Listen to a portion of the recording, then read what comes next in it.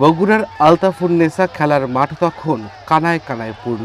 উপচে পড়া সেই ভিড় ঠেলে তখনও হাজারো মানুষের ঢল মাঠের দিকে, যেন শহরের সবগুলো পথ মানব স্রোত হয়ে মিলেছে আলতাফুন্নেসায়। দীর্ঘ এই অপেক্ষা আর আগ্রহ একজনকে ঘিরে। কেউ বলছেন প্রিয় নেতা, কেউ বা ঘরের ছেলে। রাত ৮টায় জনসভা স্থল শহরের আলতাফুন্নেসা খেলার মাঠে তার যোগ দেওয়ার কথা থাকলেও রাত গড়িয়ে যখন 11:30 তখনও তিনি পৌঁছাতে পারেননি। এই বিলম্বের কারণ আর কিছু নয়, জনতার স্রোত।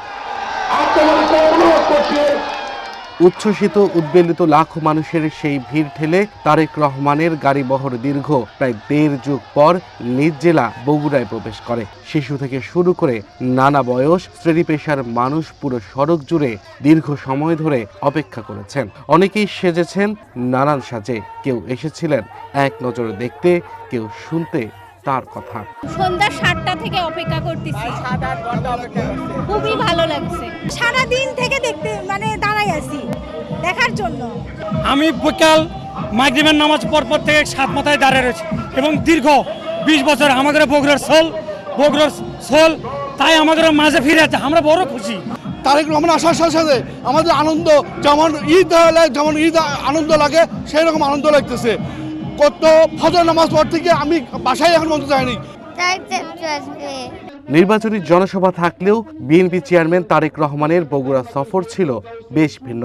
গোটা শহর জুড়ে রীতিমতো এক মেলার আবহ, উৎসবের আমেজ বিরাজ করেছে সকাল থেকে মধ্যরাত পর্যন্ত। তারেক রহমান আমাদের বগুড়ার সন্তান, আমরাও বগুড়ার সন্তান, তার জন্য আমরা অনেক গর্বিত এবং খুশি। দুপুর থেকে অপেক্ষা করতেছি, দুপুর 2টা থেকে এখন পর্যন্ত তারেক রহমানকে এক নজর দেখার জন্য অপেক্ষা করতেছি। তাকে দেখতে পেরে আমরা খুবই উৎসাহিত বগুড়ার মানুষ। অনেকক্ষণ অপেক্ষা করছি দেখার জন্য, প্রায় সন্ধ্যের থেকে 3 মাথাতে আসলাম। ওখানে থেকে ওনার দেখে ওনার সাথে 7 মাথা পর্যন্ত আসছি। দেখে খুবই ভালো লাগছে। ইনশাল্লাহ আমরা ধানের শীষে ভোট দেবো। এই প্রত্যাশা রেখে আমি কথা বলি। খুবই সুন্দর, খুবই ভালো লাগলো, খুবই আনন্দিত হচ্ছি। সারা দেশের জন্য উন্নয়নের কাজ করবেন, বগুড়াবাসীকে শুধু এখানে ফুলিয়ে তোলার জন্য বগুড়াতেই উন্নয়ন করবেন, এই কথা যে বলেন না, এটার দ্বারাও বুঝতে পারলাম যে উনি অনেক মন চেঞ্জ হয়েছে এবং বড় মনের অধিকারী। শহরের বিভিন্ন স্থানে দেয়া ছিল বড় পর্দায় জনসভা দেখার ব্যবস্থা। শহীদ খোকন পার্কে বেগম খালেদা জিয়ার বর্ণাঢ্য রাজনৈতিক জীবন নিয়ে ছিল ছবি প্রদর্শনীর বিশেষ আয়োজন। আমাদের প্রাণপ্রিয় নেতা আসলে যে কথাটা, যে মেসেজটা দিল, এটা শুধু আমাদের গর্ব না, আমি মনে করি সারা বাংলাদেশে সে আসলেই গর্ব, যে সারা বাংলাদেশকে নিয়ে সে ভাবছে, শুধু বগুড়াকে নিয়ে। আমরা তার সঙ্গে একমত। ওনার পুরো বক্তব্য দেখবেন, সবার আগে বাংলাদেশ, এই একটা থিমের মধ্যে সব কিছু আছে। আর আমাদের অনুভূতিটা কি আজকে খুব কাছে থেকে দেখার সুযোগ হয়েছে, কথা বলার সুযোগ হয়েছে। এই অনুভূতিটা আসলে প্রকাশ করার মতো না। আমরা অত্যন্ত আনন্দিত, উজ্জীবিত। আগামী যেন 12 তারিখে আমরা এই ইয়েটাকে আমরা যেন কাজে লাগিয়ে যেন ধানের শীষের পক্ষে কাজ করতে পারি। বগুড়া যেন এক সময় বিভাগীয় পরিণত হয়, এই আশাটা তার কাছে আমরা রাখি। আমরা অত্যন্ত খুশি, আনন্দিত। বগুড়ার সর্বস্তর জনগণ অত্যন্ত খুশি। আমরা আশা করতেছি আগামীতে 12 তারিখে যে নির্বাচন, ওই নির্বাচনে অনেক বেশি ভোটে বগুড়ার সদর থেকে 6 আসন থেকে উনি নির্বাচিত হবেন এবং আগামীতে বাংলাদেশের প্রধানমন্ত্রী হবেন, এই প্রত্যাশা আমরা বগুড়ার সর্বস্তরের জনগণ আমরা রাখি। আবেগে আপ্লুত ছিলেন তারেক রহমান নিজেও।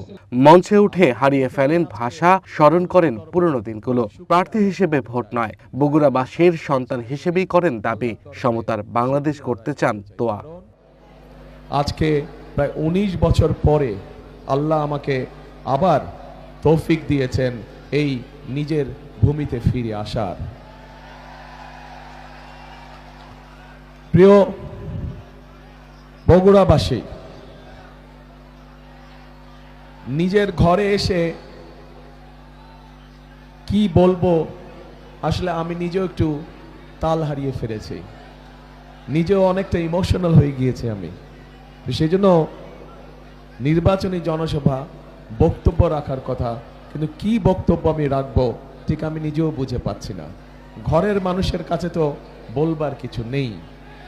বগুড়া সদর সহ সমগ্র জেলায় মানুষের প্রয়োজনে যেই কাজগুলো করা দরকার ছিল আমরা চেষ্টা করেছি সব কাজগুলো কম বেশি করার জন্য। হয়তো আমরা 100% সাকসেসফুল হইনি, কিন্তু যতটুকু পেরেছি সরকারের আইন কারণ রীতিনীতির মধ্যে থেকে যতটুকু সম্ভব হয়েছে আমরা চেষ্টা করেছি সেদিন। প্রিয় বগুড়াবাসী, আজ এই মুহূর্তে আমার আপনাদেরকে কিচ্ছু দেবার নেই। আজ এই মুহূর্তে আপনাদের কাছে শুধু আমার চাইবার আছে। ঘরের মানুষ, এই যে আমি এত রাত্রে যে মিটিং করছি, এই যে রাজনীতি করছি, এই যে কাজগুলো করছি, আমার স্ত্রী যদি আমাকে সহযোগিতা না করতেন আমি কিন্তু পারতাম না। পারতাম? ওনার সহযোগিতা আছে বলেই আমি পেরেছি। ঠিক একইভাবে আপনারা বগুড়ার মানুষ যদি আমার পাশে থাকেন, আপনারা বগুড়ার মানুষ যদি আমার পাশে থাকেন, আমাকে যদি মানসিকভাবে শক্তি সমর্থন আপনারা দেন, তাহলে ইনশাআল্লাহ আমরা বাংলাদেশকে আগামী দিনে একটা সুন্দর ভালো শক্তিশালী অবস্থানে নিয়ে যেতে পারবো। Abdul Al Mamun, one national desk.